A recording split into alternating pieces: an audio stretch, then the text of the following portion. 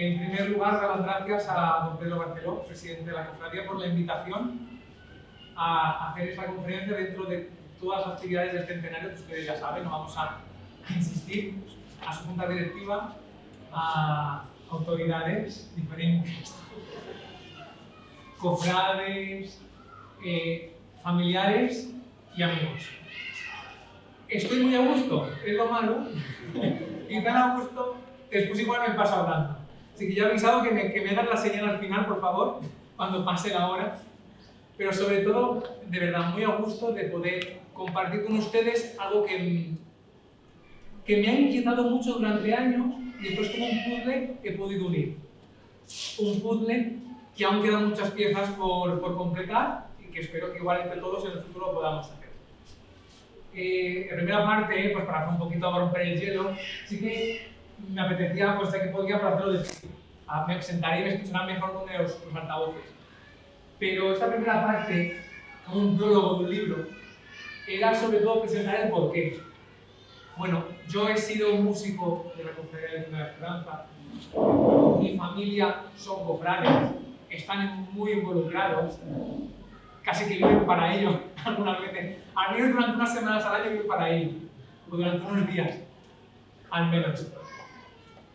En casa de mis tías pues tenemos el cuadro de la Virgen, y quieras o no, eso pues te marca y te queda.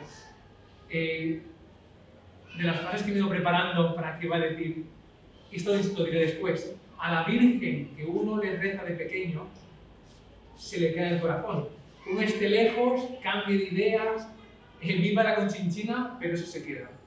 Y yo, la Virgen de la Esperanza, la he tenido en casa, la hemos vivido, la llevamos en el coche y por eso le tengo un hueco. Por eso esta conferencia de todo es para ella.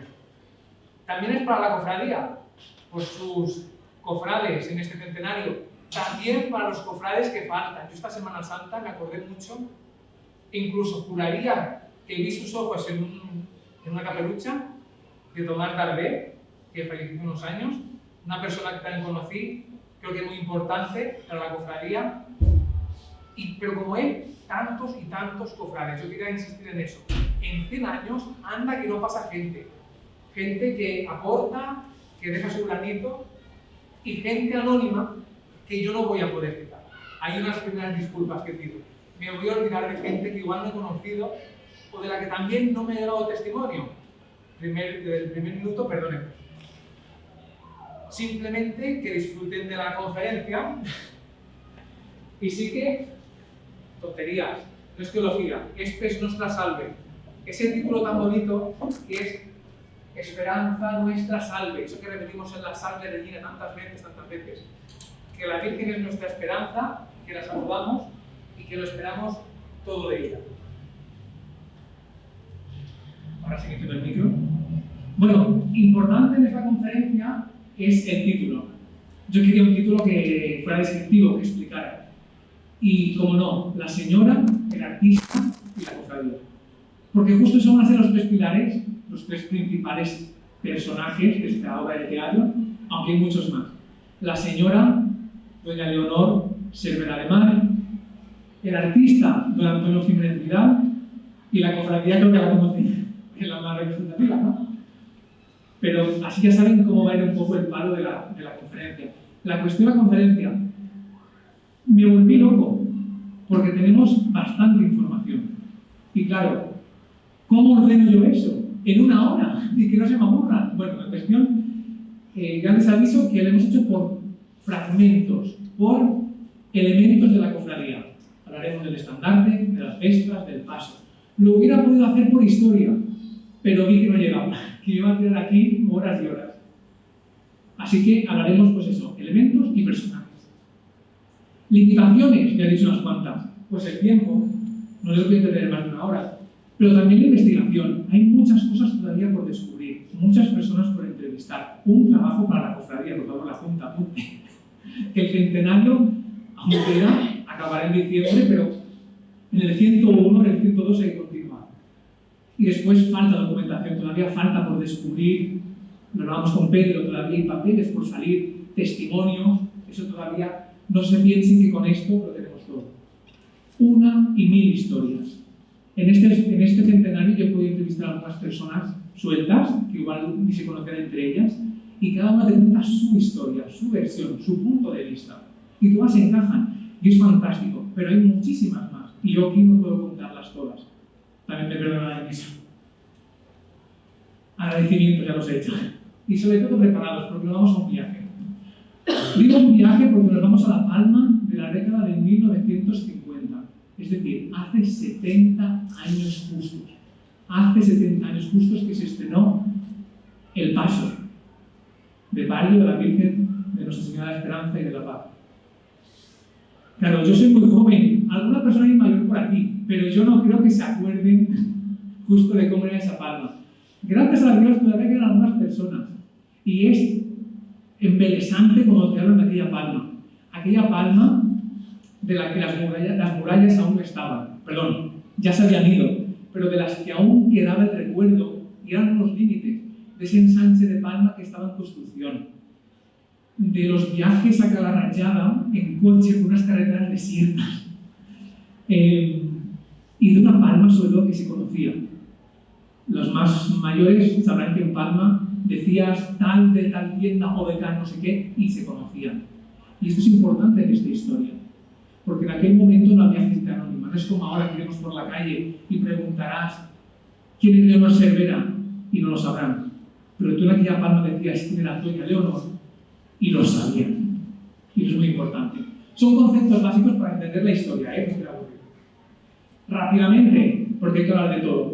Los orígenes de la cofradía, muy brevemente. Se funda en 1924, sobre todo para los que no hayan estado en la fantástica exposición que se hizo ni hayan estado en la última conferencia del compañero Antonio. Simplemente se funda en 1924 un grupo de amigos que no estaban vinculados a ninguna iglesia, pero que deciden poner el título de Nuestra Señora de la Esperanza. Después agregan el de la Paz, en un contexto también bélico.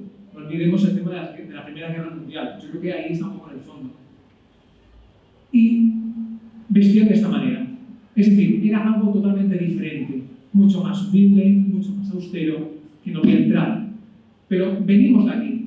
En 1930 es cuando se hace el estandarte antiguo, que ustedes también lo habrán visto, hay alguna foto, y ya está. Ya está hasta 1949. Claro. Sí que necesito una contextualización histórica. ¿Y por qué es? Porque en esta conferencia va a salir Sevilla, la Gran Sevilla, va a salir la Macarena. ¿Y quién no conoce estos nombres? ¿Quién no ha... Bueno, algunos igual no están en Sevilla, habrá visto fotos, habrá visto vídeos. ¿Quién no conoce la Macarena? Bueno, yo lo que me gustaría es romper una lanza y decir que Sevilla y Mallorca, o sus Semanas Santas, sus partes religiosos, no han estado tan separados, sino que tenemos un pasado común, incluso unos puntos de conexión. Porque si yo les muestro que a la izquierda es una foto del Cristo del Nové, una Virgen vestida en San Juan, es un San Juan, una Magdalena, y les digo que en medio tenemos un grabado de una Virgen mallorquina, y lo comparo con la pintura de la derecha, dirán, no son tan diferentes.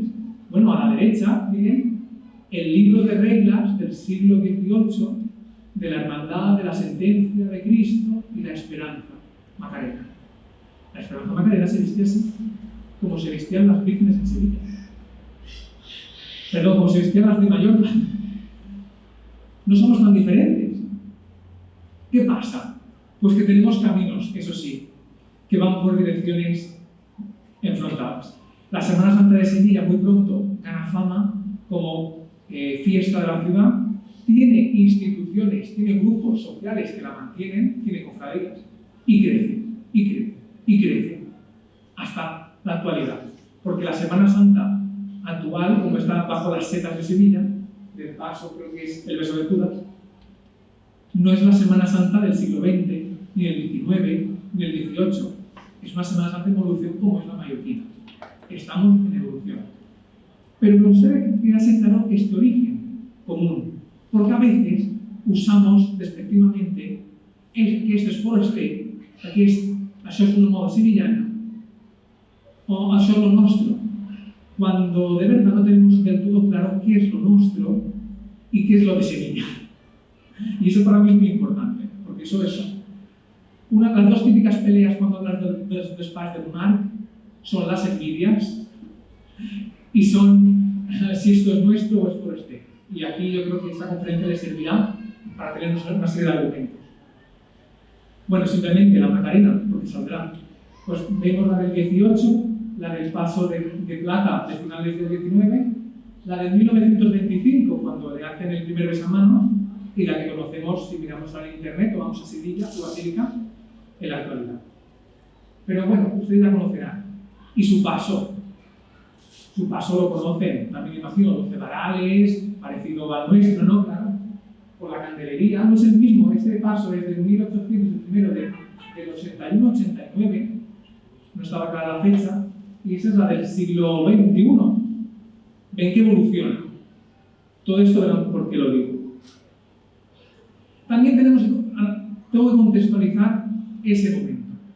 También es muy importante, porque en los años 50 se vive un momento de expansión de la Semana Santa mallorquina, con nuevos pasos, con nuevas cofradías, con nuevos elementos.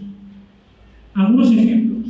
En 1952, en su 50 aniversario, la Cruz de Calatrava, de la Iglesia del Socorro, saca un primer paso grande, que es el Cristo de la Buena Muerte. En el 52. En el 53, la Cofradía de Santiago estrena el paso de la entrada de Jesús en Jerusalén, obra de Jaume Mir. Aquí a la derecha vemos el boceto que lo dice. También vemos a la izquierda la Cofradía de San Jerónimo, fundada en el 52, o la Cofradía de la Virgen de la Salud en el 57. Podríamos sumar en el 53 la Cofradía de la Obra Redentora de la Merced, la de las Asunciones en Español, varias cofradías más. Es un boom en el que se contextualiza la esperanza. Una cosita, un detalle. ¿Saben este paso? ¿Creen ustedes que lo pagan sus cofrades? No. Hay un donante detrás. Se hace con la herencia, con el pío legado que se decía entonces, de José Balaguer. José Balaguer es el señor, artista, músico, etcétera, que tuvo una tema de instrumentos musicales. Bueno, l'amo de este Salva de Lejos, punto final. Este señor se muere y con su herencia deja una parte para la parroquia San Jaime y se hace este paso. Justamente con Martí, que nos acompaña, el otro día me decía, es que el paso de la Santa Faz, una parte lo pagan los cofrades y una parte una persona generosa. No sé si sí. ¿A dónde voy con esto? Que había personas bien, que pagaban, que patrocinaban ese crecimiento de las cofradías. Cuando lleguemos a nuestra doña Leonor, ella no inventa tampoco nada en ese sentido, porque vemos que hay una moda de hacer más grande nuestra Semana Santa. Y ella lo hace, y lo hace con sus medios. Claro. Pero yo decía, no nos vayamos a una reforma con la familia Mar todavía, sino vamos anteriormente a que el año 1949 me encontré con esta revista. Esta es de las famosas revistas de Semana Santa, de las cuales no he encontrado en Charge Pública, en Red Pública, este número, este yo lo he podido leer en el archivo capitular. La revista del 49 viene con diferentes crónicas y cada cofradía cuenta su historia. Los de la Espera la cuentan y nos cuentan eso, fundados en el 24, un estandarte, y dicen que han intentado hacer un paso y que la Diputación no les ha dejado. Porque la Diputación solo acepta pasos que representen momentos de la pasión de nuestro Señor, del Via Crucis, en resumen. Y ellos querían hacer una virgen que querían que fuera inspirada en la Macarena de Sevilla. Incluso encargan un boceto a este escultor Antoni Fontmans, del cual he encontrado muy poca información, como siempre, los artistas locales. Pero es el señor que, si ustedes van a la Plaza Santa Eulalia, donde antes había una tienda de moda de señoras, en la esquina con que es San Francisco, Madrigal, que ahora es una tienda de majórita, de perlas para turistas. Las esculturas de esa fachada son de este señor. Pues este señor les hizo un boceto para un paso que la Diputación le exporta a las salas. El boceto dónde está, no lo sabemos. Pero sí que hay un primer intento de tener un paso. No lo consiguen. Todo cambia cuando hay una persona muy conocida en Palma que viaja a Sevilla. No lo he encontrado documentado, no lo he encontrado en papel por ninguna parte, la verdad, pero por testimonio oral sí, y de diferentes personas. No queda claro el año. A mí me comentaron el año 1951, que es el que he puesto el cartel, la Semana Santa de Sevilla. Pero no rondaría eso, finales de años 40, principios de los 50. Esa persona viaja y se queda impregnada de la espectacularidad de las procesiones de Sevilla. ¿Por qué? Porque las procesiones de Mallorca eran austeras, cierto. Y porque no habían tenido ese desarrollo. ¿Se acuerdan que les aburrió diciendo que en Sevilla había instituciones, había grupos, había cofradías? En Mallorca no existía. Teníamos la SAN, la cofradía de la SAN. Y después lo asumieron, o lo asumió la Diputación. Tenía un carácter muy civil y no religioso.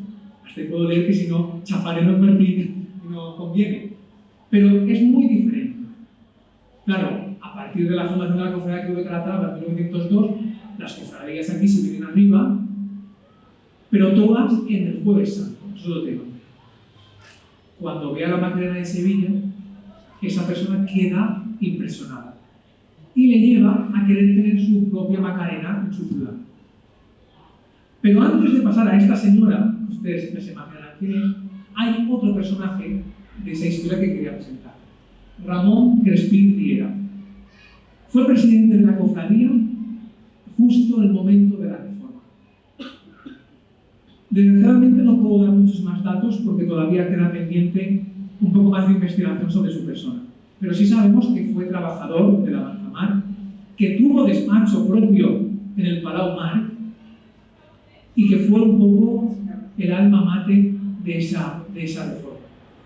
La cuestión es que un documento que conserva la cofradía, que es este de aquí, una petición del 21 de abril de 1952, dirigida al señor obispo, en el que dice, en resumidas cuentas, nuestra cofradía quiere hacer un paso a imitación de la Macarena de Sevilla. Claro, es la cofradía de la Esperanza y quieren imitar a la que era más conocida en la prensa. Recuerden una cosa, no lo he dicho. No hay móviles, no hay WhatsApp. Eso para mi generación es como para ustedes que lo han vivido. Es decir, conocen lo que llega por prensa, por revistas. Tienen un mundo imaginario, visual, mucho más reducido que el nuestro.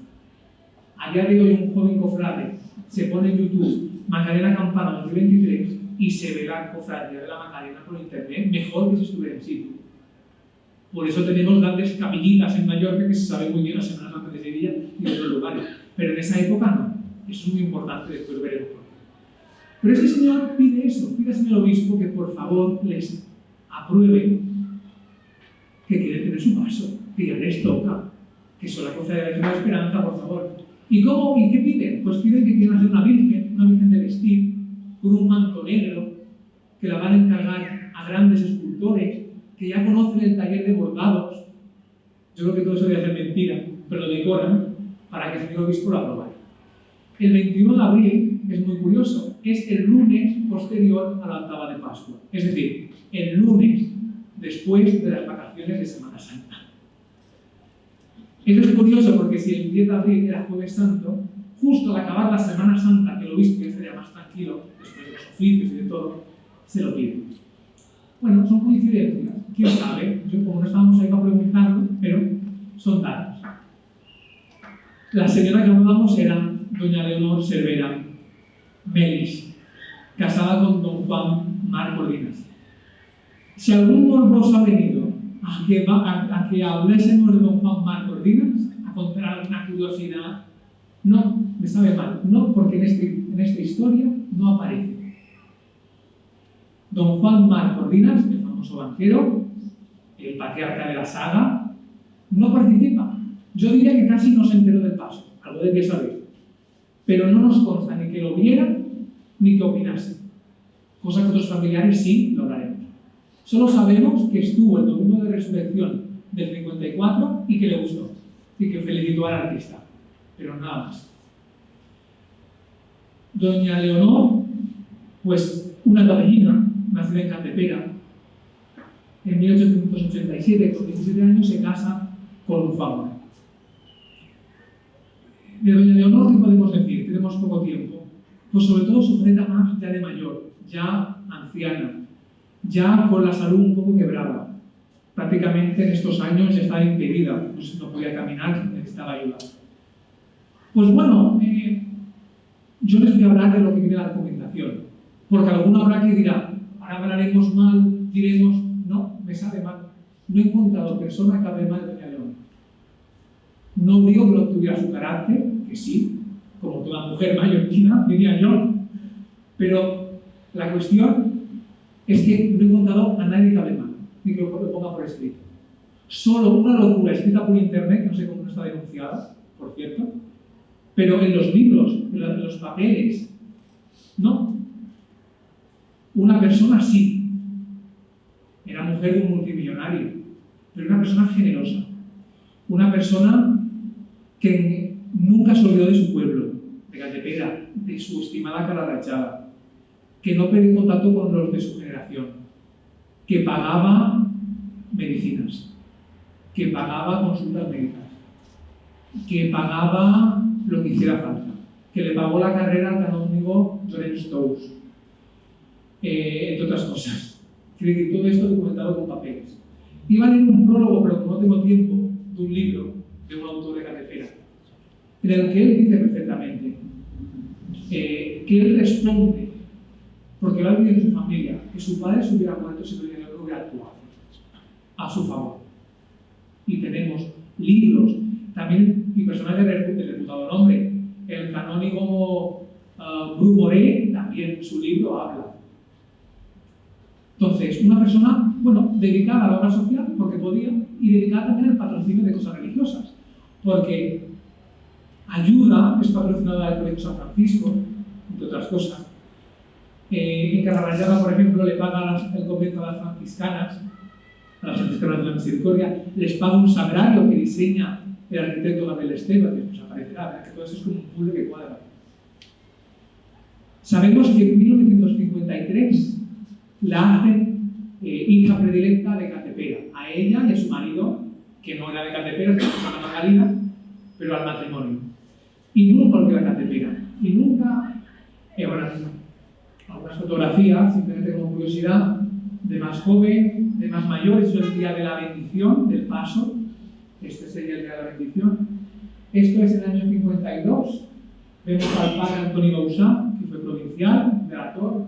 Vemos al cardenal Spellman, una figura eclesiástica internacional, cardenal de Estados Unidos, que vino a bendecir el Colegio San Francisco por ahí. Después vemos al obispo don Juan Herbás, que bendecirá el paso. Vemos a doña Leonor, a su hermana, a su sobrina. Aquí vemos también a doña Leonor con su marido, sus consuegros, su nuera, su hijo Bartolomé, sus nietos. Simplemente aquí, bueno, como no veo tampoco como ustedes, ya lo que he dicho lo tiene aquí. La cuestión es que Gatepera lo vivió a ella toda su vida. No lo quiero olvidar. Y tampoco quiero olvidar a esa virgencita que es la patrona de su pueblo. Ahí viene. ¿Por qué a doña Leonor? Primera respuesta importante que tiene que apuntar para cuando les pregunten. ¿Por qué doña Leonor quiere hacer la Virgen de la Esperanza? Si ya no se llama Esperanza, ni ningún familiar. Porque la patrona de Gatepera, estimad, es la Virgen de la Esperanza. Aquella que reina desde el Castell es esta. Claro, es la que ya conoce vestida, además, porque es una imagen que sufre alteraciones, que no se viste. Después, con el tiempo, que es la imagen actual, pues le retiran el vestido y el manto todavía se lo cambian. Aquí es donde podemos ver, siempre digo, algunas similitudes. Curiosamente, ya como anécdota, esta foto me hizo pensar que si la Virgen del Antiguo Estandarte de la Cofradía no estuvo inspirada esa pintura de la Virgen de la Esperanza. Después vendrá una foto y fíjense qué parecido. Pero la cuestión es que doña Leonor no olvidó a esa Virgen que debió rezar de pequeñita. Que también está en la parroquia, por cierto, porque está la imagen del Castell y de la parroquia. Evidentemente, es decir, la Virgen de la Esperanza, la Virgen de la Buena Esperanza, la que se celebra el 18 de diciembre en vistas al futuro nacimiento del Niño Dios. No es nuestra Virgen dolorosa, que es la Virgen de la Esperanza y la Resurrección. Es el mismo nombre, pero con enfoques. Esta está embarazada, la nuestra llora en la pasión. También es un tema que ha habido discusiones un poco aburridas y todavía hay que lo dicen. Dentro de esa historia hay varios personajes. Y ahora se me ha pasado, bueno, no, después lo diré, con la persona lo diré. Hay diferentes personas que intervienen en la historia familiares. Uno de ellos es don Juan Marc Cervera, el hijo mayor del matrimonio, que interviene, que opina. ¿Por qué lo sabemos? Después lo digo. Pero sobre todo, para mí la figura clave es don Bartolomé. Don Bartolomé es el hijo pequeño. Si don Juan, se les ha dicho, es el banquero, es un poco esa figura del hereu catalán, que tenía que llevar los negocios de la familia, de la banca, las empresas. Don Bartolomé tenía un espíritu más artístico, más, algunos dicen bohemio. Yo digo una cosa preocupada por las artes, por la cultura, sensible a todo esto. Y él opina. Y sabemos que a veces opinaba diferente a su madre y que la gente no se tenía que aceptar. Bueno, pues este señor es don Bartolomé a la izquierda, el día de la bendición, él fue padrino del paso. Y a la derecha es don Bartolomé con su esposa, doña María Cencillo González Campo, doña Maritín, que también está hace unos años, igual con ustedes, pues igual la conoce en persona. Pues también, doña Maritín no formó parte del proceso creativo, pero después veremos fotografías y verán que también formó parte de esto. Simplemente decir que este matrimonio patrocinó más pasos, que la familia Marc, en general, patrocinó más pasos. No sé si saben que el paso creo que es la segunda caída, ¿sí? Sí, creo que la segunda, creo que es. Fue patrocinado, creo que en parte, si no totalmente, por ellos. Que los presidentes del momento de la Confederación Benedicto Antoniana se pusieron en contacto y se dice que fue don Bartolomé el que eligió directamente al escultor, que es el mismo escultor de la Piedad, del Valle de los Caídos, etcétera, etcétera. Pero tenemos, gracias a ellos, pues, figuras de renombre de la Semana Santa. La gente dice los pasos del mar, que se va a la esperanza, pero oiga, que hay más pasos patrocinados por ellos y hay más pasos. Hombre, yo al paso de la borriquita me lo dice el paso de Guadalajara, pero se dijo durante un tiempo, que conste, aparece en los papeles. Eso como anécdota. Una cronología. Todo empieza, yo diría que en 1949, cuando la cofradía ya hemos dicho que tiene intención de hacer un paso. En 1951, este supuesto viaje de doña Leonor a Sevilla, más o menos aproximado. En 1952 empieza todo. Hemos visto el documento de petición a Palacio. En el 53 se estrena una primera parte de la reforma, que son el estandarte y las farolas de guía y todo el cuerpo de nazarenos, o sea, las vestimentas de los penitentes, este peluches. En el 54 se estrena el paso sin el dosel, sin el palio, sin las bambalinas bordadas, se estrena en el 55. En el 57 muere doña Leonor, me parece una fecha muy importante. Y es en el 59, que creo que era en el incorporado, es cuando la Cofradía de la Esperanza pasa adelante. Y aquí es cuando he querido cerrar un poco el ciclo, pero me parece interesante contarlo. ¿Por qué sabemos que todo empieza en el 52? Bueno, gracias al segundo gran personaje de esta historia, que es don Antonio Jiménez Vidal. En la cofradía, en el archivo de la cofradía se conservan varios documentos, no muchos, pero uno de ellos es este. Es una copia, que está pintorreada y tal. Nada, unas notas pasadas a máquina de escribir por Ramón Crespi, que fuera presidente, que en el año 94 decide tomar el dietario personal de don Antonio Jiménez Vidal y pasarlo a la máquina. Tenemos la suerte de que don Antonio Jiménez Vidal escribía cada día lo que hacía, lo que pensaba, como una especie de diario, y yo diría como unos papeles de conciencia. Para aquellos de la old school religiosa saben que el confesor a veces podía pedir que la gente escribiera. Y yo pienso que vamos bastante por aquí, unos papeles de conciencia. Pero nos permiten saber todo. Esta copia, sabemos, podría ponerme, No voy a tener tiempo y no voy a poder hacerlo, pero tenemos el día exacto, 12 de mayo de 1952. Me telefonen sense saber jo aquí de veure un mos en sortir a cor. A la 1:30 vaig a la cita i resulta que són de Can Marc, la banca, que vol que li faci un projecte d'andes per la Verge de l'Esperança, que s'ha dut un processó l'any que ve. Así empieza. Y así, prácticamente de forma diaria. Es una información clave que si no, no podríamos saber muchas de las cosas. Sí que me parece digno y meritorio decir que este documento lo recogió don Ramón Crespí en desagravio a Antonio Jiménez Vidal. ¿Por qué? Antonio Jiménez Vidal es una persona olvidada. Tenemos aquí a su nieta, que estoy muy contento de que esté. Yo pude entrevistarme con su hija, con Catalina. Yo creo que es la única persona viva que ha vivido en primera persona el estar allí, ya como adulto, no como niño, sé que hay niños que por aquí estuvieron, pero como adulta, y coser el boceto del manto, por ejemplo, que esto tenemos documentado que lo hizo ella. Es una figura que se ha olvidado. Y es una de mis motivaciones para hacer esta conferencia. Porque una persona en su valía artística, cultural, espiritual, no puede estar en el olvido. Somos muy injustos todos, y la historia más, porque sepultamos a la gente. Y hablaba yo de cuántas personas han pasado por la cofradía y cuánta gente poco recordamos su nombre. Pues don Ramón hizo un poema que me sirve de ilustración que dijo: una senyora en peix, generosa i altruista, posant penyo i interès en que la Verge tingués l'homenatge d'un artista. Ell va fer el que més val, posant les mans i la vista del començ fins al final, més sols veu del material la gent existencialista. D'amistat vaig fer aliança amb un home excepcional que morí i en pau descansa. Ja el té a la cor celestial la Verge de l'Esperança. L'imatge, amb mirada trista, va a la processó triomfal. Plora pel món que egoista s'ha oblidat del seu artista Antoni Jiménez Vidal. Este señor.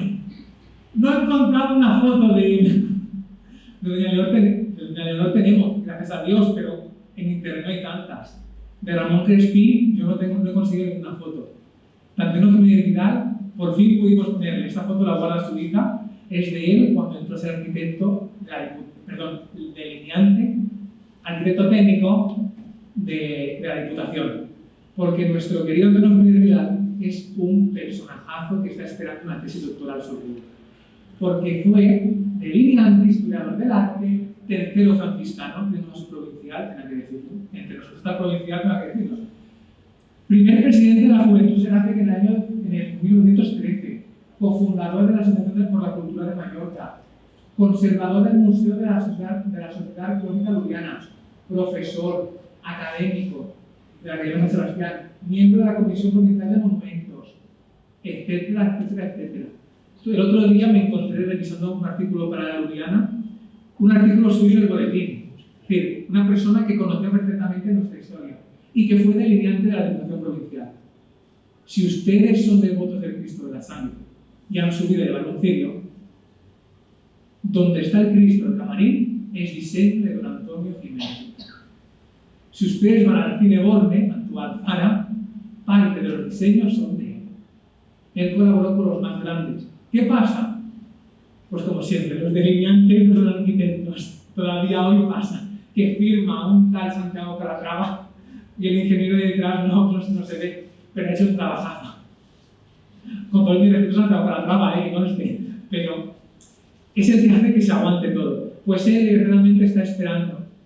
Y además, como persona meticulosa, como persona detallista, lo guardaba todo.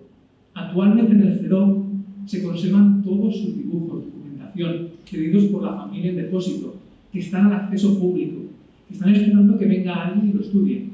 La cuestión es que, simplemente como persona, ya no como artista, que es un gran que lo vamos a ver, como persona, tuvo que hacerse cargo de su familia muy pronto. Fue una persona dedicada, volcada a la Iglesia de Mallorca. fue una persona volcada a nuestra lengua, a nuestra cultura. Para mí es una persona que tiene que estar a la altura de otros personajes en esta historia y, por favor, a partir de ahora le ponen cara. Ya de más mayor, en San Francisco se van. Este señor es él. Terceros ilustres, pues ahí lo tienen, como fundador. Y aquí diferentes libros. La lonja mallorquina de Sagrera, escrito por él. Y después toda colección, verán que va servido. Es maravilloso cuando te encuentras un homenaje a un señor que se jubiló, que le dieron a encargar a él el diseño. Y esto de aquí es dibujo suyo. Se ve muy mal aquí en la foto, en esta ampliación, pero la cantidad de cosas que debió hacer y que hizo, y sabemos, no tenemos tiempo, pero si ustedes supieran. Ahora sí, pasamos a ir por partes. Y por partes hablamos de tejidos, ¿vale? De telas, de bordados. En este dietario tenemos información de que pasaron por Can Rivas, por Cambusa, por una fábrica de Madrid que se llamaba Garín, por las telas cansadas. Claro, ustedes son más mayores, igual han conocido estos establecimientos. Creo que fue Can Bausá, que estaba en la plaza de Corp, si no me he equivocado. Can Rivas, que estaba por la zona de San Nicolás. Pues a todo ello iban pidiendo telas, porque claro, el terciopelo verde no es nuestro terciopelo verde actual. El terciopelo verde de los años 50 es un terciopelo hecho a mano, de seda, que evidentemente a mí me hace gracia, porque nos van mandando de 8 en metros en 8 en metros. Lupe, ¿cuántos metros se necesita un perfume de Copolucha? 2 y pico doblando. 2 y pico doblando. Lupe, ese Copolucha. Por lo que es terciopelo que no puede estar girado, tiene va con la dirección del pelo. 2 metros y medio, imaginémonos. D'enguany, l'any que ve, vull 70 caputxos, porque los tendremos nosotros, tendremos los penitentes. Imaginaros una cuenta atrás. Y no solo el terciopelo, nos ponemos con los escudos. En un principio van a ser bordados, ¿no? Bordados. Tenemos una foto. ¿Quién nos los bordará? Las franciscanas. Las monjas de San Vicente, estudiando de caridad. Las creadoras del culto eucarístico. Y claro, escudos y el estandarte. Toda la cofradía se merece un estandarte de categoría. Cuando hablamos de las túnicas, no parece que es una referencia, pero sí que es evidente que se inspiraron en la túnica, ya que era famosa en toda España, de la Esperanza, que fue la que inventó Rodríguez Ojeda, el famoso diseñador de Sevilla, de finales del siglo XIX, un bordador, que fue el que revolucionó la Semana Santa y fue el que inventó las túnicas de la Macarena, que desde 1888 salían ya vestidos con caperuza de terciopelo verde y túnica de lana de merino. Ellos también cambian con el tiempo, pero la cuestión es que de los tejidos y de esa moda que había con el terciopelo, hacen la túnica actual, la que ustedes conocen. Evidentemente son diferentes, el patrón, el cono en punta, la capa que no es redonda, sino que es con cola, el círculo, los botones, etcétera, etcétera, etcétera. Y el escudo de plata. Claro, comparamos el antes y el después, y hay una diferencia muy grande. Yo siempre he pensado que hay detalles que sí que debieron copiar. Por ejemplo, que el cono de la cofradía acaba en punta, me refiero a la esclavina, donde está el escudo. Detallitos, porque realmente les digo lo mismo, no tenían internet. Don Antonio, yo no sé si conocía la Semana Santa de Sevilla, esta no había estado, irá, hablaremos de ello. Pero claro, seguramente por algún tipo de descripción le dijeron, no, tiene que ser así con terciopelo, de lana blanca, etcétera, etcétera. La capa que actualmente llevan sobre el brazo, alguna vez fue arrastrada. Supuestamente fue el primer año, creo que solamente lo llevan arrastrada, porque yo me acaban las capas y no me quiero imaginar cómo. Ya como acaban las del silencio. Es curioso, la cofradía del silencio de Montesión era la otra cofradía que había mantenido la idea de la cola, de la capa con cola, y que llevaba terciopelo. No entraré en este tema, porque hay un filón para hablar otro día. Pero en Palma ya había cofradías que iban de señores. Lo digo porque dirán, mira, esto es a la esperanza o nada. Cuidado. Los años 50 son años de competencia, de luchas, quién es más. Y doña Leonor no iba a ser menos, y su compañera tampoco. La cuestión es que esto no tenemos claro si es un jueves o un viernes santo. Yo opino que es un jueves santo, que en algún momento tiraron las colas, porque a la ira, lo veremos en fotos, la llevan a remandar. Fuera como fuere, vemos la túnica actual, con los escudos de plata, que originalmente iban a ser bordados. Este escudo que se conserva entre la documentación de Don Antonio en el CEDO, yo pienso, no lo puedo documentar, pero bueno, nos sirve, si no me veo, me he trovato, uno de esos escudos que encargaron finalmente a las monjas celadoras del culto eucarístico. Después hablaremos de ella. Las del centro eucarístico de Tanet del Forteza. En un principio iban a ser bordados a mano, pero costaban 45 pesetas de la época, que era mucho. Pasaron a hacerlos a máquina. No a máquina de la que todos conocemos ahora con ordenador, sino máquina de la monja que tiene que ir acompañando. Apuntabas. Que sería un poco este ejemplo. En este de la izquierda vemos apuntados los colores y los números. Por eso pienso que sería una prueba y escudo. Pero ahí algo pasó. Iban muy lentas las monjas. Y se decidió finalmente hacer los escudos de plata. No se decidió por ostentación. Se decidió porque eran, a nivel económico y a nivel temporal, era mucho más fácil, mucho más rápido y mucho más económico hacerlos con una lámina de plata. Porque se hacen con troquel. Los escudos los acabaron haciendo desde Cancoda, hablaremos de ellos. Al principio también se habló de la platería Weiss. Pero con un troquel, después lo llevaron. Bueno, perdón. El famoso escudo tuvo que diseñar Don Antonio. Vemos diferentes pruebas. Aquí sabemos hasta los días en que los pintó. Porque Don Antonio, por cosas de la vida, hasta los trabajos que encargaba a otros, al final tenía que hacerlos él. Porque los escudos, hay que poner una después, creo que es con Cancoda.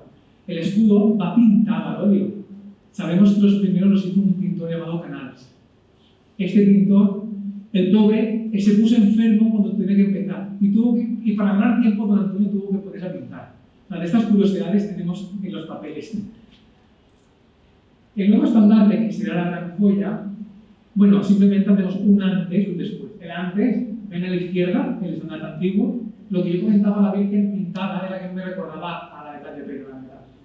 A la derecha lo vemos en procesión. Creo que este cofrade por aquí pequeño lo tenemos entre nosotros, si no me he equivocado. Y aquí una vara, que es de los pocos elementos que se han conservado de aquella época. Claro, el antes, el proceso creativo, las farolas, aquí se ve muy mal, es todo el diseño del estandarte. ¿Y quién lo iba a bordar? He dicho, al final eligieron a las celadoras del culto eucarístico. En la documentación apareció una tal Sor Amparo, que iban a pedirle a Sor Amparo, que no sé qué, que no sé cuánto. Decía, pobre monja, cómo le complicaron la vida de un día para otro. Pero finalmente lo sacaron adelante. Y yo dije, yo necesito ver la cara de esta señora, que no nos olvidemos de ella. Y fui a preguntar al convento y es ella. En el mundo, ustedes saben que las monjas se cambiaban de nombre, se llamaba Antonia Durán, que era de Manacor. Y que finalmente se puso el nombre de Sor Amparo y era monja del culto eucarístico, bueno, de las celadoras del culto eucarístico fundadas por Antonio Maura en 1902. He puesto estas fotos de su beata y de algunas religiosas porque el hábito es un poco especial, igual algunas lo recuerdan, pero vestían con esta cofia tan así afrancesada. Y es una congregación que ya no existe.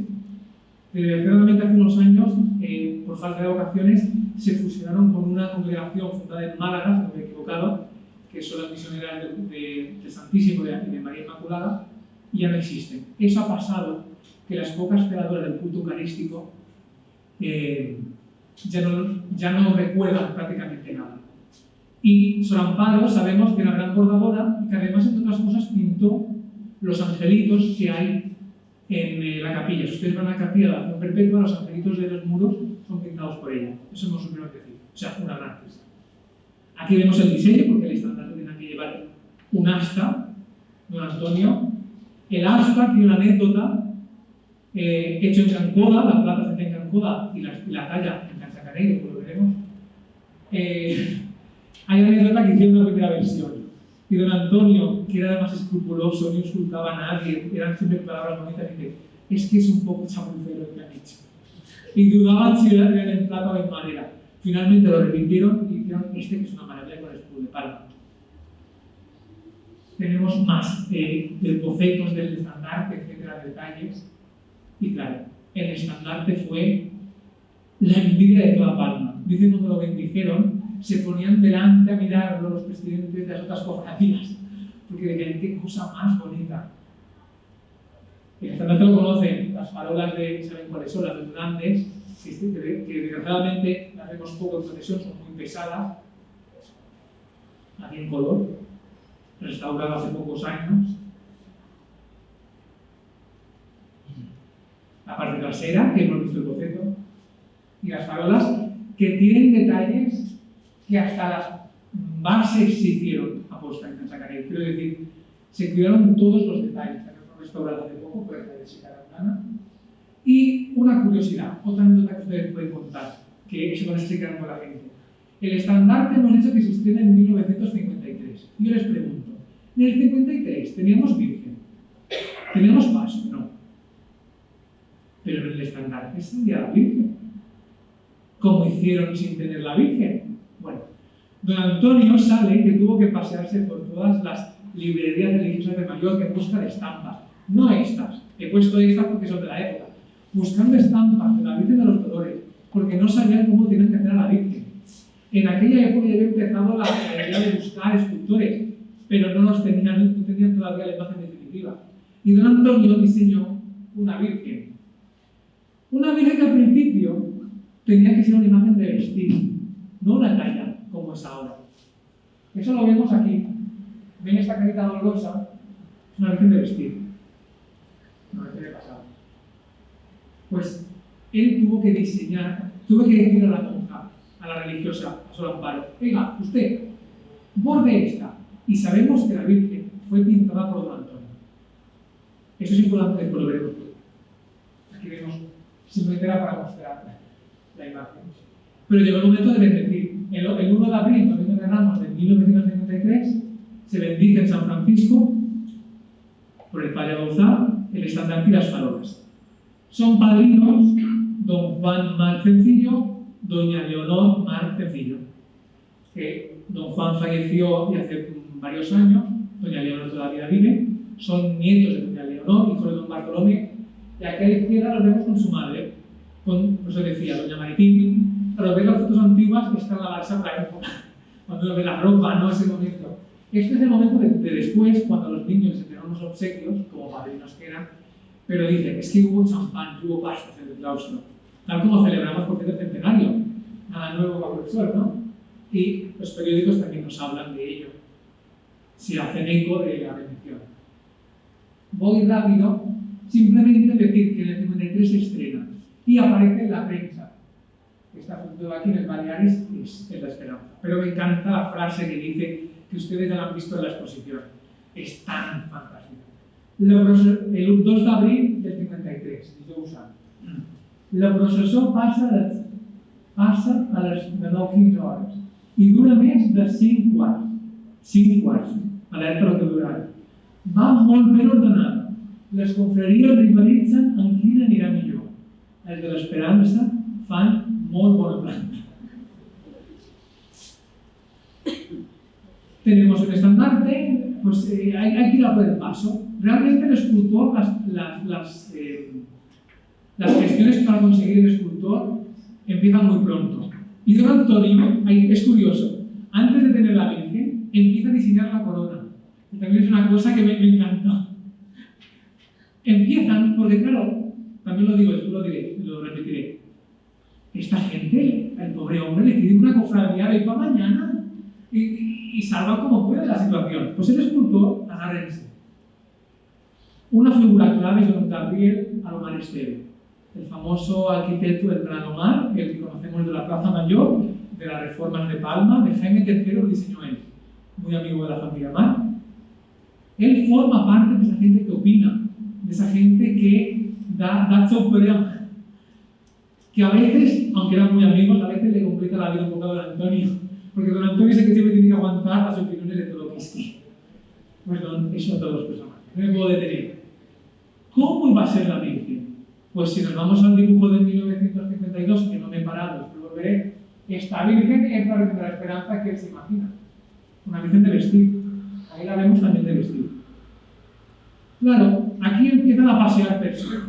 Dicen que van a hacer un concurso público, pero sabemos que vienen unos escultores de Sevilla, que traen bocetos, que el 18 de julio de 1952 escribe don Antonio: la senyora mos diu que res de lo d'ahir li agrada. I no m'agrada, més randa, que no son nostres.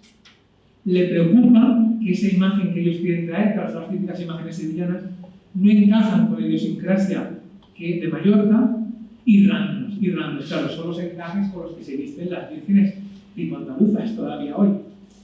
¿Qué escultores? No lo hemos sabido. ¿Qué boceto? No lo hemos sabido. Sí que sabemos que en los años 50 el escultor de referencia que estaba a punto de fallecer era el famoso Antonio Castillo Lastruzzi, que creó la típica imagen de la Virgen del Rocío de Sevilla. Pues esto era el arquetipo de imagen que se hubiera hecho. Digo una cosa, tenían un buen presupuesto. Si hubieran querido copiar un paso de Sevilla, lo hubieran hecho. Pero no lo hicieron. ¿Por qué? Al final, la conclusión lo digo. Pero esto pueden haber tenido. Sabemos que Jaume Mir también estuvo por medio. Jaume Mir es el autor que hizo el paso de la Seráfica estrenado en 1954. Volveremos. El escultor que había hecho la entrada triunfal de Jesús en Jerusalén de San Jaime, que había hecho la Macarena de Franich para la cofradía que tenía vinculación con la Plaza de Toros. Había también un busco ahí andaluz. Un tal Francesc Sitjar i Serrats. También se presentó un escultor de torreras con imágenes como estas.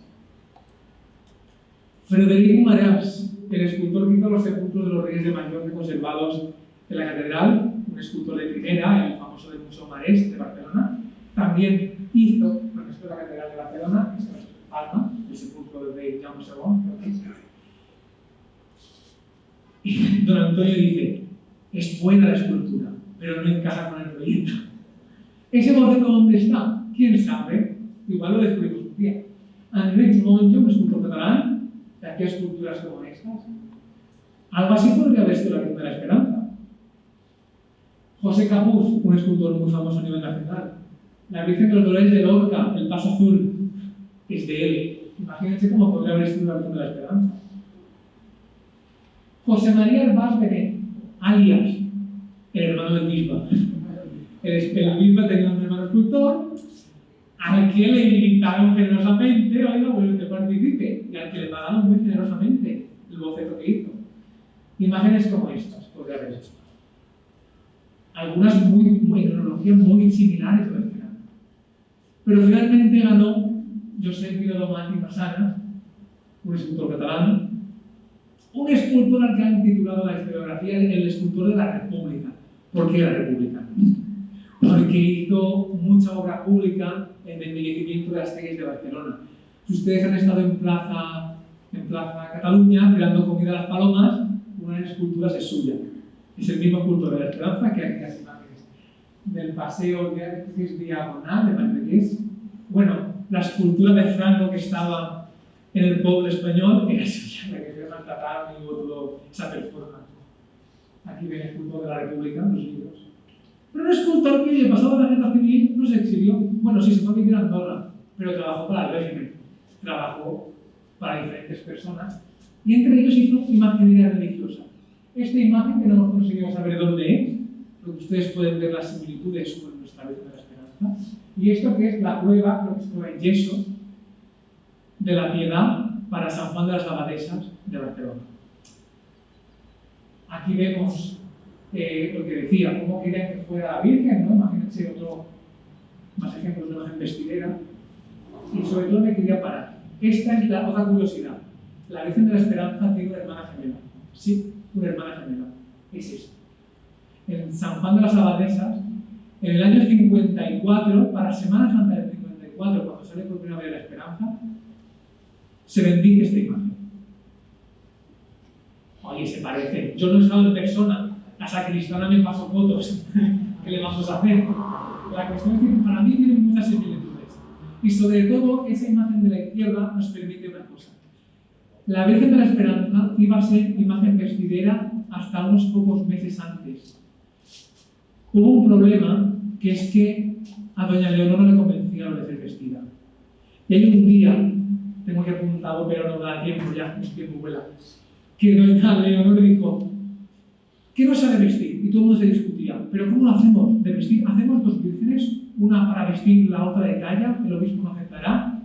Finalmente aceptan que ella quiere una imagen de talla, de la completa, que es la que hoy tenemos. Pero aquellos primeros bocetos de Viladomán seguramente serán un busto de una mujer dolorosa. Yo me he pensado que esa Virgen de la Virgen de la Piedad de San Juan de las Abadesas, con un rostro tan destapado, tan propio para ser vestida, quizá hubiera podido ser un boceto o formar parte. Las dos compartieron taller, las dos comparten colores, o sea, las dos forman parte del mismo proceso creativo. Pero es que en Viladomán me sabe mal. Hasta vestir a la Virgen no lo hizo. Fue don Antonio Jiménez Vidal que dejó su huella hasta en la imagen de la Virgen. Sin saber cómo sería, él diseñó la del estandarte, que es la que después marcaría cómo sería la talla. Los pliegues, los colores no coinciden, más porque la Virgen va de verde, aquí es un granate, pero fíjense. Hay una serie de bocetos que se envían, los viajes, Barcelona-Palma, Barcelona-Palma, Palma-Barcelona. Bueno, pues envían hay un año, está documentado el día que llega el boceto en Escayola, que todavía la conserva en la exposición, y Los Ángeles que llegaron, que impresionaron. De Los Ángeles llegaron a decir llegó a decir don Antonio que eran mejores que los de la Real. Y es verdad, aunque escultóricamente son diferentes ideas, los de la Esperanza son posiblemente los mejores ángeles que salen en procesión de toda Mallorca. Y lo digo con la boca bien grande y que me tenga que discutir, que me lo como. Curiosidades. Esas manos abiertas, esa Virgen que se abre a abrazar. Era la idea de un abrazo al que sufre. La Virgen de la Esperanza no es una Virgen que llora, es una Virgen que tiene pena. Y con Esperanza le hemos hablado que le cambia la cara según el año, el momento, y es verdad. Es una Virgen que abre los brazos. ¿Dónde se inspiraron? Eso he pensado, por cierto, que se inspiraban en Murillo. Es una pintura de una estampita que se ha repartido hasta la saciedad de Murillo, del Museo de Bellas Artes. Pero oiga, es que la Virgen del mismo año estrenada por la Juventud Seráfica es que tiene los mismos brazos abiertos. Fíjense qué curiosidades. Pero para mí es evidente que están inspiradas. Una talla espectacular. Cuando la vieron por primera vez en el Palomar, debieron quedarse, y Los Ángeles. Los nanos. A mí me hace gracia porque seguramente Viladomán los voy a llamar los nanos en catalán. Dicen, los nanos, esto es un angelito. Estos niños son de primero de primaria y los pusiéramos de pie. Les podíamos poner la mochila de actuales.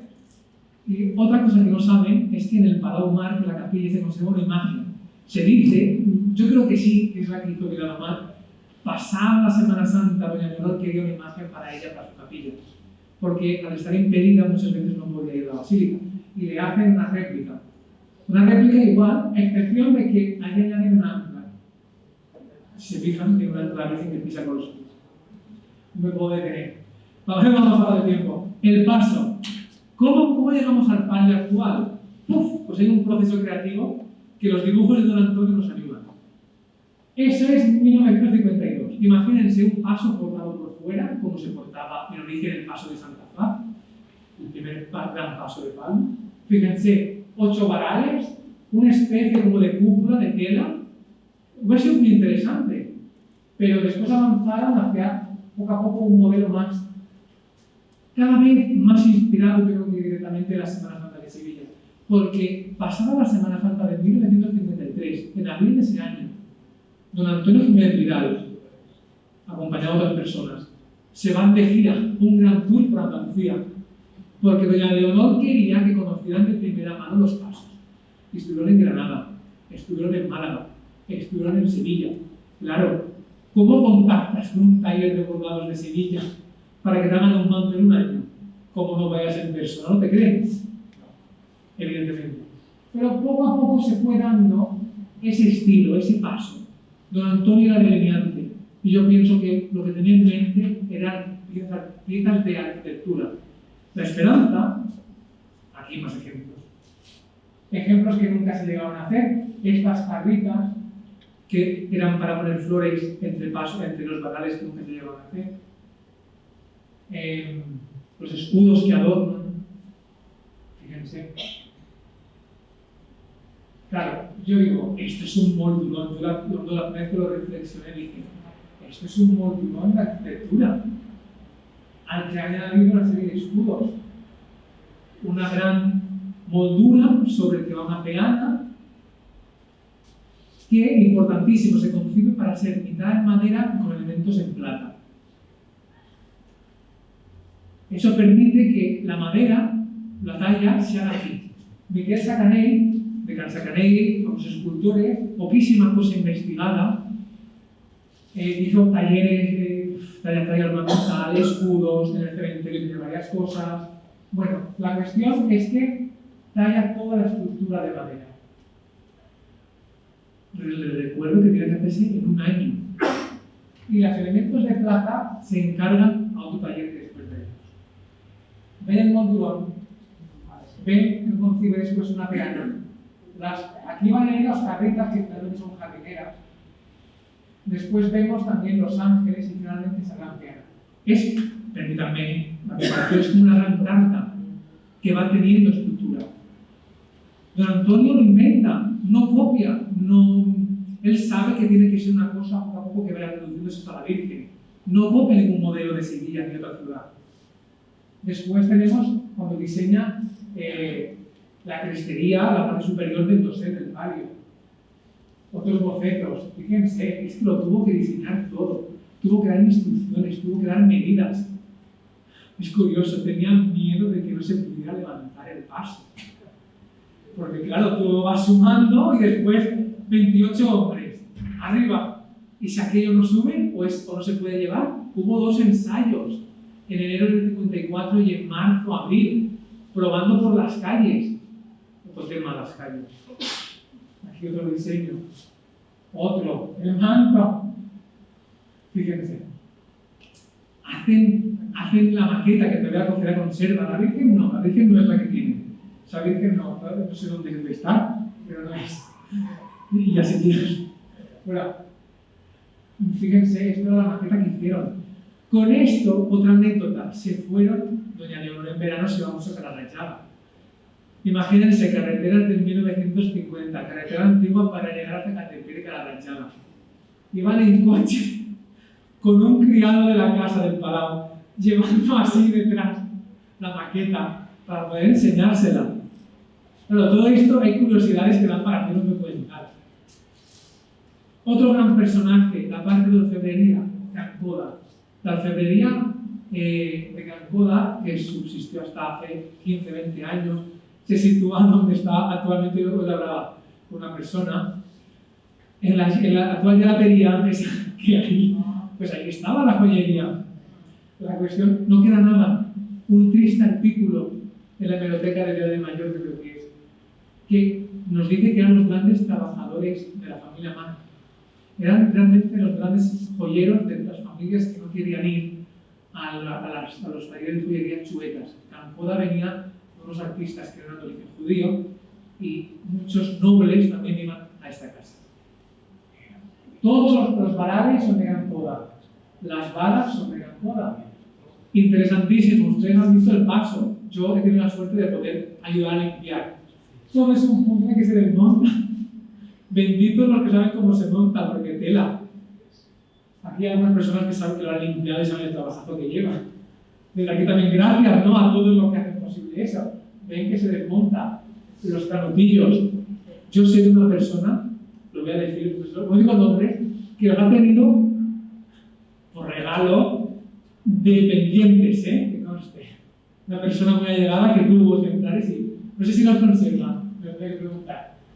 Los famosos escudos pintados en su centro.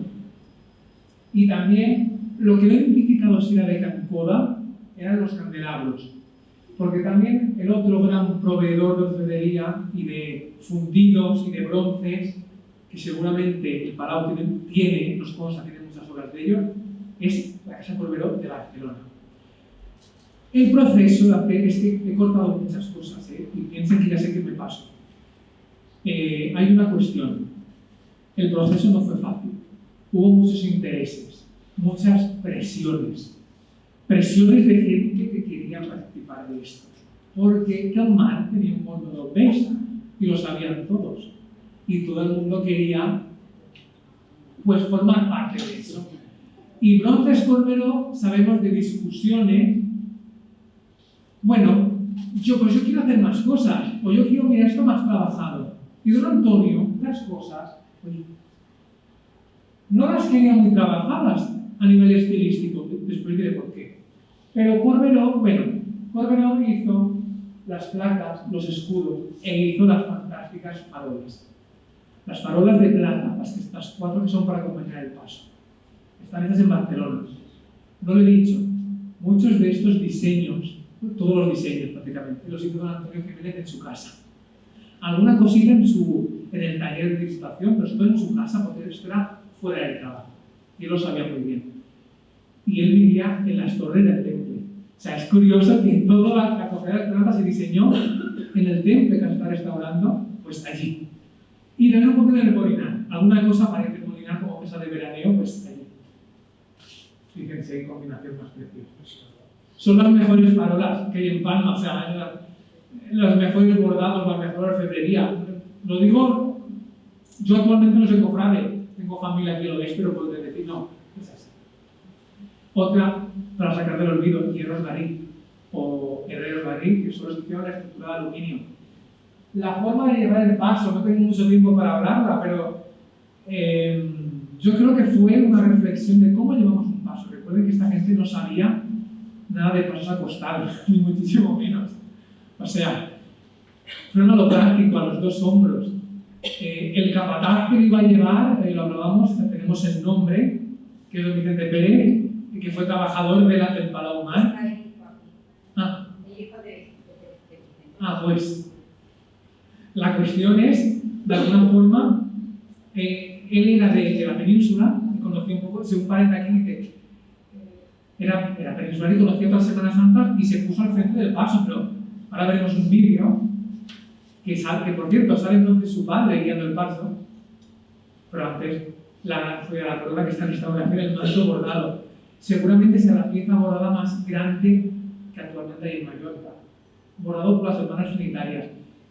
Conseguí información de ellas porque contacté con el convento de Sevilla, con la hermana Guadalupe, una monja trinitaria mexicana, la cual me dijo que de estas monjas ya estaba de estas monjas ya no quedaba ninguna, y las mayores pocos se acordarían. Pero me dijo que estos talleres de bordado tienen un fondo muy bonito, son talleres de bordado ocupacionales.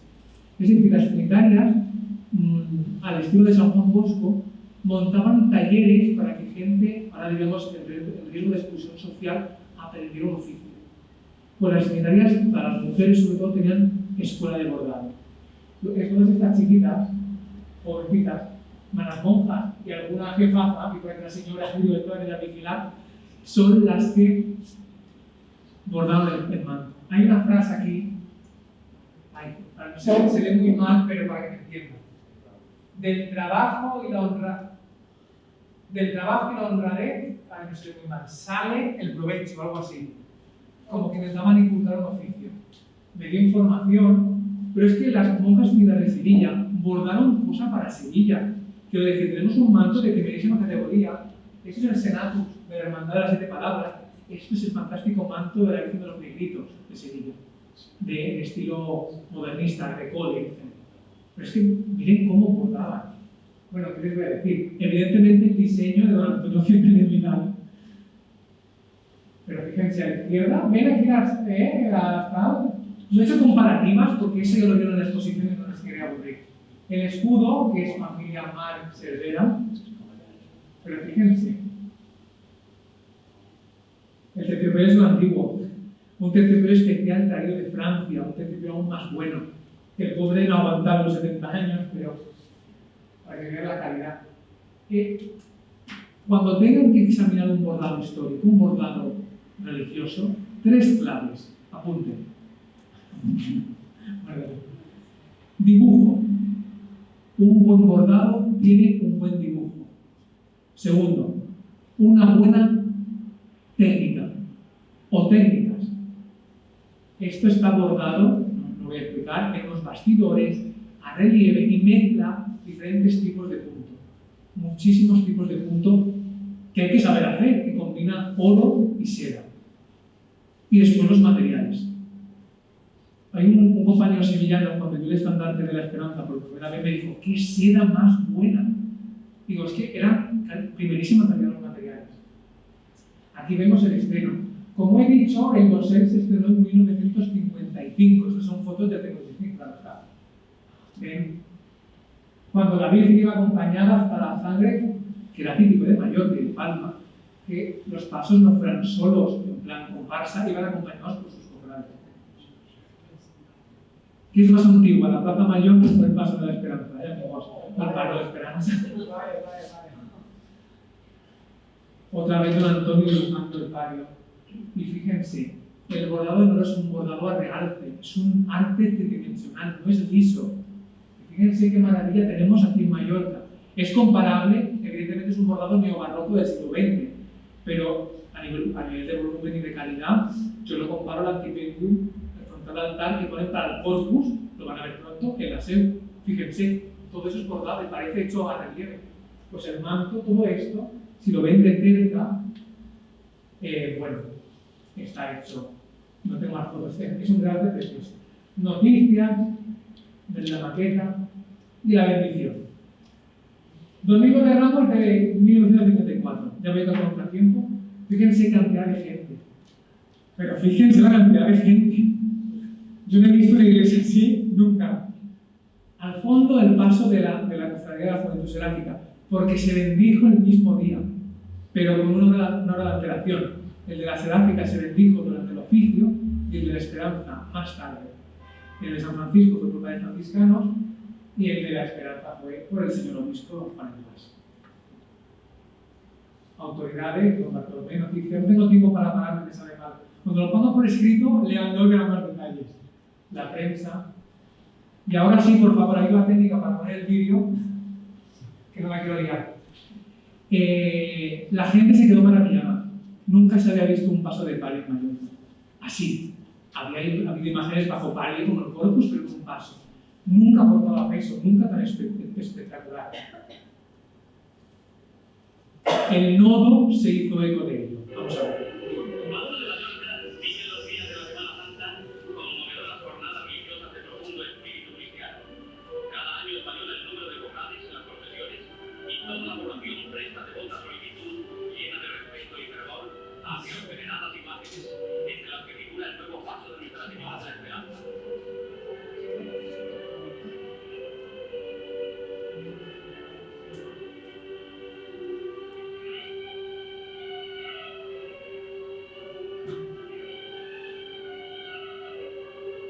Las bengalas son, por ejemplo, los valdesanos dan muestras de la mayor unción y recogimiento en estos desfiles, a los que se agrega la belleza de la ciudad isleña. Exponente de la devoción española, de su gusto tradicional, las procesiones compendian horas y la Virgen que llevaba velas, ¿eh? No lo he dicho, pero... Bueno, dicen ser Bueno, sí. La cuestión es que, bueno, lo han visto, el nodo evidentemente de por cuando con la familia Mar, pues le vieron la gran noticia y lo quisieron plasmar. Es que fue una revolución. No me puedo parar, pero sí, claro. Y después también la emoción de cómo lo vivieron. Doña Leonor fue en coche a ver a San Francisco a ver cómo salía la cofradía con su hermana y se quedaron extasiadas viendo salir el paso. Y se quedaron también curiosos, en Palma de tranvía. Tenían que ir apagando los cables del tranvía para que el paso no se llevase un cortocircuito y se enganchara. Es decir, es que hay tantas notas curiosas. Y claro, Semana Santa no puedo saber mal el tiempo nos corre. Y después de Semana Santa, pues hubo un proyecto para hacer a la Virgen la corona de diario. un altar para que estuviera expuesta todo el año. Aquí vemos, se ve muy mal, pero ven los detalles. Y fiestas, y triduos. Una curiosidad, hasta que falleció doña Leonor tenemos documentados los cultos, que eran solemnísimos, y doña Leonor, pobrecita, no podía ir a San Francisco porque estaba impedida. O sea, no se podía meter o venir de la cama. Y don Bruno Morell cuenta que él le encargaron predicar el triduo e instalaron un teléfono en San Francisco, en la Basílica, para que descolgase y doña Leonor desde casa pudiera escuchar el sermón, porque no se lo quería perder. Imagínense, quiero decir, estos detalles. Y claro, la gran fiesta del 8 de diciembre, claro, otros tiempos también. No lo he dicho en el contexto, otra iglesia. Esto es todo anterior al Concilio Vaticano II. Se llevaba todavía la pompa. Otro detalle que no he dicho, es que corto de leer, ustedes ya un día que lo leerán. El obispo, es un tema delicado. El obispo, he de decir que no se llevaba bien con don Juan Marcos Dinas, con el marido. Eso lo he descubierto y está en un libro publicado, lo puedo citar. Con doña Leonor no se debía llevar bien, ella era la benefactora de la iglesia y se sabía, le dieron la cruz por la iglesia pontífice, o sea, una persona reconocidísima. Pero el obispo puso pegas de que el paso fuera llevado a peso hasta prácticamente el último momento, porque decían que los costaleros o portadores iban a hacer escándalos, borracheras y tal. Los que llevaban el paso, ustedes saben que eran trabajadores y que tenían una gratificación por ayudar. Pero bueno, el obispo después accedió a bendecir el paso y puso una condición, que es que se gastase prácticamente lo mismo que se había gastado en hacer el paso, en darlo a los pobres. Y se hizo. Doña Leonor de un donativo, don Antonio fue en coche, parroquia por parroquia, dando sobres anónimos, porque esto también es así. Se ayudaba a hacer de forma anónima, dando donativos. En el 57 muere doña Leonor. Muere doña Leonor, tengo que dar las gracias a Pilar, ya saben quién es, por la cantidad de información al respecto. La cantidad de gente que fue a visitarla, que lloró su pérdida. Y cuando ella falleció, su hijo, don Bartolomé, mantuvo todavía durante unos años la ayuda a personas que necesitaban esa ayuda económica. También lo sabemos. Aquí podríamos añadir anécdotas. Personas, cofrades, ¿qué voy a decir? Lo he dicho al principio. Seguramente todos ustedes, los cofrades y los que han conocido, los que han visto la procesión de pequeños desde la calle, podrán contar 1000 anécdotas sobre la cofradía. Yo he resumido y contado un poco lo que sé. En la prensa durante años hicieron cargo de la bendición y sobre todo aquí del 59 nos viene el dato que por primera vez el Paso de la Esperanza va a abrir la procesión. Muy práctico. Imaginamos que es que todavía hoy el paso no podía ir al mismo ritmo que los penitentes que van más rápidos. Entonces pasaban delante. Y anécdotas de prensa, etc. Ya acabo, un minutillo, me van a permitir. Nuestro varal del Paso de la Esperanza, uno de una cofradía cualquiera de Sevilla. Ven las diferencias. Yo no voy a entrar en esas discusiones tontas e ignorantes, y espero que no vuelva a repetir mi presencia nunca más, que está grabado y espero que los que no han venido que lo escuchen, sobre qué si es mejor o qué es peor, porque en el arte no hay nada mejor ni nada peor. Hay cosas que te pueden gustar más y cosas que te pueden gustar menos. ¿Es mejor el de la esperanza? ¿Es mejor este típico andaluz? No, cada uno es diferente. Yo les puedo decir que don Antonio fue plenamente consciente, en estilo, al dibujar, que él no quería cosas demasiado cargadas. Lo dice, porque él no formaba parte. El paso, compraron un paso de Sevilla, hubieran podido poner un cheque, tráemelo entero, pero no lo hicieron. Hubo un proceso de reflexión. importantísimo, un proceso de reflexión, de coger las formas. Ya he dicho que la Semana Santa de Mallorca era muy austera. Claro, tienes que inventar un paso de palio. Bueno, pues voy a crear un paso de palio mallorquín. ¿Existe? No. Voy a reflexionar, voy a ver, voy a consultar libros como él hizo, voy a mirar estilos. Desgraciadamente, a día de nuestra Semana Santa, tiene una gran pérdida de carácter, identidad y de patrimonio propio. Esto es así. Y es para mí, la Reforma de la Esperanza es el ejemplo de lo que se tendría que haber hecho en cada cofradía. Igual con unos medios inferiores, pero buscando un carácter, una identidad y un patrimonio propio. Intentando luchar por artistas de aquí, formas de aquí. Claro que no podemos ir a copiar lo que no existe, pero podemos pensar en algo parecido. Conclusiones, bueno, pues eso, que el proceso fue un calvario para don Antonio, pobrecito, de ensayo y error, de hacer de chicle, de lidiar con los enfados de doña Leonor, con enfados de todo el mundo, con las presiones. Gran dificultad. ¿Quién había hecho un paso semejante antes en Mallorca? Nadie. En un tiempo récord, en un año estrenan la cofradía y en 2 un paso de palio. Y que es un patrimonio nuestro, de todos los mallorquines. Cada vez que sale la Virgen a la calle, aparte de salir a la Esperanza, sale doña Leonor y sale don Antonio. Y a mí me gustaría que eso fuera así. Y sale Tomás, y sale don Vicente, y sale Catalina, que hoy me he enterado que es la señora que hizo las borlas del paso. Y salen cada uno de nosotros que hemos dejado un poco de nosotros en él. Eso para mí es muy importante. Porque en este mundo que vivimos, donde lo religioso se va, esto es lo que nos junta y nos une. Y como ahora tengo un último segundo de poder, que todo el mundo me escucha, retos para la cofradía, deberes. ¿La Esperanza es una cofradía estéticamente congelada? Hombre, lleva 70 años sin incorporar nada. Mentira. Hace unos años hicieron unas varas para guías que fueron copiando la guía primitiva. Bueno, simplemente es la reflexión.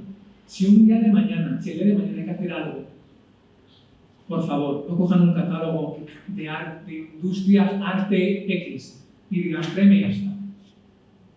Porque eso no es lo que tendríamos que hacer. Vamos a reflexionar. Después el segundo reto es la iluminación. Ay, no me gusta. Vivimos en el mundo LED y yo creo que el Paso de la Esperanza está esperando un cambio LED. Pienso que, es verdad, es una opinión personal, la luz a veces lleva, cuando es muy potente, no luce. La Virgen de la Esperanza es guapa en su capilla. Y es guapa, bueno, es guapa, vamos a la calle, pero se ven los pómulos, se le notan cuando tiene una luz. La luz del atardecer, esa luz de palma del atardecer, blanca, que de tarde de Jueves Santo, de primavera. Los fogonazos no le hacen bien a la imagen ni lucen, lo siento. Que vuelvan las velas combinadas con bombillas, bueno, yo lo suelto, no me van a escuchar, pero lo suelto. Y sí, crecer en un proyecto respetuoso con el pasado, pero aportando. Si el día de mañana hay que hacer cosas, háganlo porque tienen la mochila del pasado para afrontar el futuro. Y con eso ya acabamos.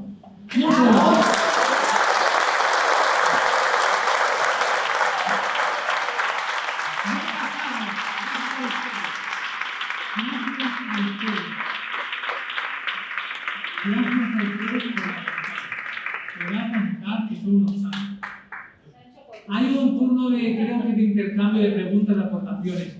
Quien desee, por favor, aporte, critíqueme porque hay cosas por añadir y todo. No sé si hay alguna pregunta. Bueno, yo quiero, a pesar de todo, a pesar de que a veces soy un hater, yo quiero mucho a la Esperanza.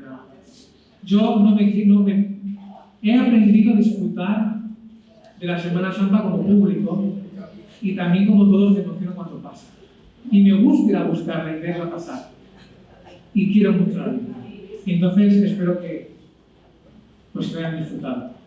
No sé, creo que ahora doy paso al presidente o a autoridades que vayan a hablar.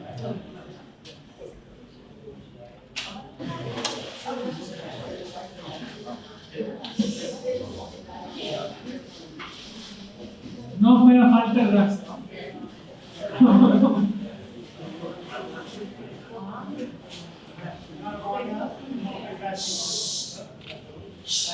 Crec que sí. No sé per què. Oh, molt bé, molt bé. Molt bé.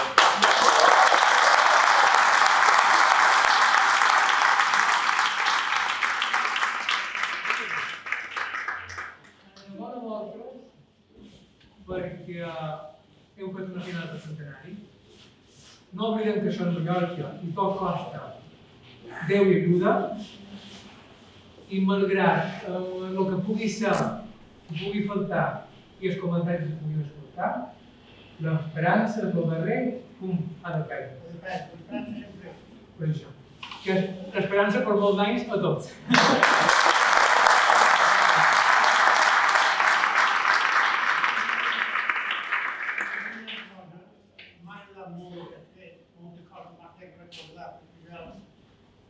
Per bé, fa 60 anys que vaig, em recordo moltes coses. M'ha fet recordar i molt ben dit i molt ben dit. Enhorabona i Déu sigui sempre de les coses. Amén.